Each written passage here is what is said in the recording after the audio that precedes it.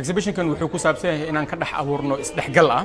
oo dadkan wadankan iyo dadkan kale wadankan u dhashay Ingiriiska ah iyo dadkan kale ajaanibka ah ee wadankan degan iyo gaar ahaan dadkan Soomaalida ah wadankan imaaday gaar ahaan waqtigii dagaalkii sokeeye u dhacay ilaa iyo hadda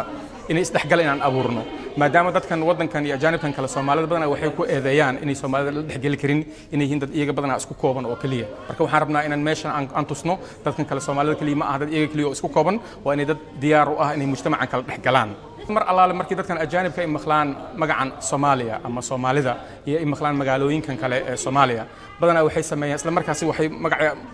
waxay badanaa ku lifaaqaan ama ku xiraan dhibaatooyinka iyo oo lixaad kale wadankeena gaar ahaan ka socdo sida burcad badeed sida qabiil isqabqabsi siyaasad xumo maamul xumo iyo waxa soo dhan wadankeena ay ku eedeeyaan marka hadda meeshan ulajeedada aan kalena waa in dadka aan tusno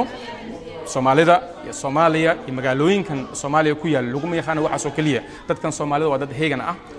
wax qaban kara wax tari kara oo diyaarno inay soo bandhigaan waxooda waxyaabahan oo dhan anagoo isticmaalna aan rabnaa inaan wax aan ka bedelno dadka sida inuu arkayaan iyo mustaqbalka sida inuu arki doonaan wax ka bedelno isla markaana saameyntii isbedelka meeshan ka dhacana waxaan rajaynaynaa ilaa iyo inuu saameyn weyn ku yeeshto Soomaaliya iyo magaalooyin badan oo ka mid ah Soomaaliya